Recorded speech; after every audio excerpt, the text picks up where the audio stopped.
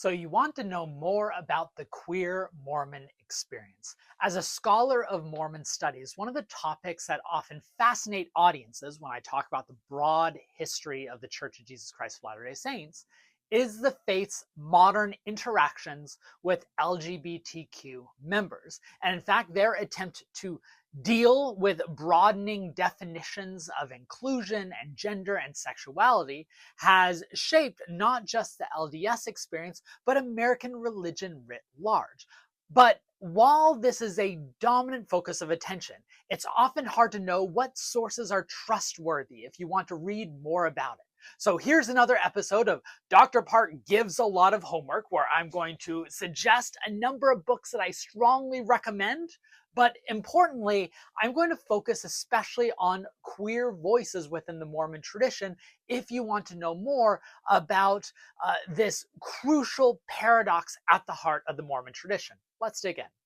But first, a bit of context, because before we get into those queer voices, especially in the modern church, we need to understand how we got to this point. So here are a few really good books, historical monographs, that tell the sweep of history of the LDS Church's interactions with queer members and queer cultures. First, we have D. Michael Quinn's Same-Sex Dynamics Among 19th Century Americans, a Mormon Example, published by the University of Illinois Press. This book is a couple decades old, focuses on a specific number of case studies, and I will note that not all of these examples that Quinn lays out in this book have really panned out well. There are some holes in these arguments, and I'm going to talk about Quinn as an individual later, but at the very least, this book provides a foundation upon which we can know how the Latter-day Saint Church dealt with gender, at least in the 19th and early 20th century. A really good history of the institutional church and its policies and ideas, and especially the leaders, is Gregory Prince's Gay Rights and the Mormon Church, Intended Actions, Unintended Consequences, published by the University of Utah Press a few years ago. This book gives a very good basic outline of the last 70 years or so of the LDS Church, what types of policies or practices they put in place, what was the institutional message. It is really based on a lot of institutional records and interviews. It probably gives one of the best overviews of the church's interactions with the anti-gay marriage ballot initiatives in a number of states, including Proposition 8 in California in 2008, and then eventually their response to the Obergefell decision in 2015 and the November 2015 policy that its draconian policy in restricting the access to temple and salvific rituals for families of queer members. So if you want an institutional history of the LDS Church's interactions, I strongly recommend Gregory Prince's Gay Rights in the Mormon Church. If you want to understand more about Mormon theology and culture and how that shaped those institutional policies, there's no better overview than Taylor Petrey's Tabernacles of Clay, Sexuality and Gender in Modern Mormonism, published by the University of North Carolina Press. Dr. Petrey is a gender studies scholar at Kalamazoo College. This book was a co-winner of the Mormon History Association's Best Book Award. He has a very provocative argument that Mormons had to create this anti-queer theology during the late 20th century in response to these anxieties, and that the very fact that they had to be so vehement in pushing this essential gender identity was a sign of how unstable their theology was, so that the stronger they pushed for it, the more it was actually needed. And so this book, and it really focuses on the LDS leaders, primarily men, who are cultivating this theology in response to the broader cultural anxieties at stake, and it's a really good reckoning with how the church and its ideas and practices and policies were part of that cultural evolution. And just as a quick note, Dr. Petrey just put out a book last year, again with UNC Press, Queering Kinship in Mormon Cosmos, which is a theological exploration of Mormon ideas and how much they can, how much room there actually is for Mormons to engage with the LGBTQ experience. And by the way, I did in my book, American Zion and New History of Mormonism, this was a dominant through line for the LDS Church over the last 50 years, and I try to place that within context if you're interested in that. But those are the historical overviews. Let's actually get into what I would argue is the most important corpus of work if we actually want to understand the queer Mormon experience, and that is listening to queer Mormon voices themselves. And as a quick note, if you enjoyed this type of analysis and especially an engagement with scholarly research for a general audience trying to bridge the world of historical academia and the general public, I hope you subscribe to this channel. I hope you like these videos, and I hope you share them with your friends. Without further ado, let's go on. I have 5 books that I strongly recommend if you want to understand the modern queer Mormon experience. These are both memoirs and collections of essays from a variety of different perspectives, talking about different eras and different issues. The first is D. Michael Quinn's Chosen Path, a memoir published by Signature Books a few years ago. Now D. Michael Quinn was one of the most prominent historians of the Mormon tradition. I referenced one of his books earlier on, though he wrote a number of huge, really influential books on Mormon history. And so this memoir is not just a record of how he came to be a historian, and also how he came to be excommunicated for his historical scholarship because it was deemed so controversial. But it's also a memoir of his coming to terms with his own sexuality, because as a kid, he realized his queer inclination. He realized he did not fit within the homosexual mold.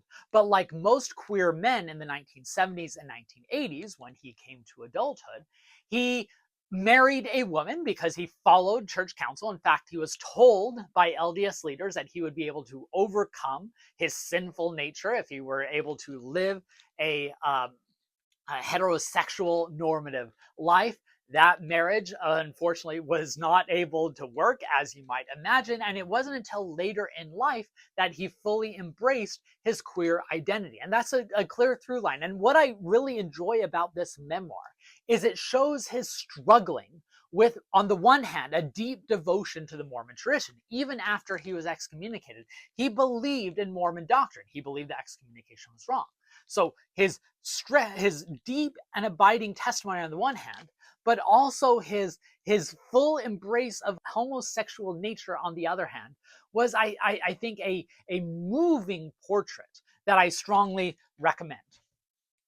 Then we have 2 edited collections that capture a variety of voices over the last couple decades. The first, edited by Carrie Spencer Petrey and Jen Lee Smith, I Spoke to You in Silence, Essays from Queer Mormons and Marginalized Genders, published by the University of Utah Press. This is a collection of essays of queer Latter-day Saints struggling with their both their faithfulness, their ideas, and their families. Some come to peaceful resolutions, others do not. I really appreciate this volume because it captures some voices and experiences and responses to these institutional policies. So when I was writing my book, American Zion and New History of Mormonism, I was talking about the November 2015 policies that barred children of queer relationships from being baptized or being ordained to the priesthood. Maybe I'll do a video on those policies and their lasting legacies sometime soon, because we're coming up on the 10th anniversary of those policies. This volume contains several experiences of people responding to that as faithful queer Latter-day Saints. And so this volume focuses on the pain that came with that struggle. But that volume focuses on the pain. Also from Carrie Spencer Petrey is an edited volume, The Book of Queer Mormon Joy, published by Signature Books just about a year ago. And this book focuses on the type of joy as an expression of protest against the LDS tradition of these queer Latter-day Saints finding a place within their culture, even if it's outside of the LGBTQ experience. And it's hard not to read these essays and not come away feeling hopeful and positive that these voices are going to find a way to survive and thrive, and also how much the LDS tradition is missing by losing their voices. And then I want to close this video with two recent memoirs, both of which came out in the last year, and I think really speak quite brilliantly and movingly to the queer LDS experience. I strongly recommend Nathan Kitchen's The Bows of Love, Navigating the Queer Latter-day Saint Experience During an Ongoing Restoration, published by BCC Press. This volume follows Nathan Kitchen's not only his sexual awakening and his realization of his queer identity, and eventually his finding of love and his family's reconciliation, which is all moving on a personal level, but it's also an important story to understand the institutional queer LDS response, because Nathan Kitchen was president of Affirmation, the queer LDS organization that's now international, and it shows how that institution responded to a number of the church's policies. And so this is not just a moving personal memoir, but also an important puzzle piece in the broader LDS institutional history. And finally, we have Lori Lee Hall's Dictates of Conscience, From Mormon High Priest to My Life as a New Woman. Lori Lee Hall, before she transitioned, was a stake president, a high priest, and a designer, an architect for the LDS temple. She was the brilliant mind behind the Provo City Center temple. And her transition to a transgender and her excommunication from the church as a result perfectly captures what is one of the defining issues of modern America right now, is the transgender experience. And this book, published by Signature Books, is movingly told, and it's told in a way to where you really respect Lori Hall for her courage, for her dignity, and for her ability to tell her story in a way that is fair to the LDS Church as well as to herself. So there you have it. Those are my books that I strongly recommend if you want to understand the queer Latter-day Saint experience, because this is an important story to understand not just modern Mormonism, but American religion. And in telling that story, it's important to remember to prioritize the voices of those queer individuals who are experiencing the stories that we historians, or us readers, like to actually understand. I hope you enjoyed this video. Make sure to like it. Leave a comment if there are any books that you feel are great at understanding the queer LDS experience or queerness and religion in general. If you haven't yet, please subscribe to my channel and share it with others so we can have more important, if sometimes difficult, conversations like this one.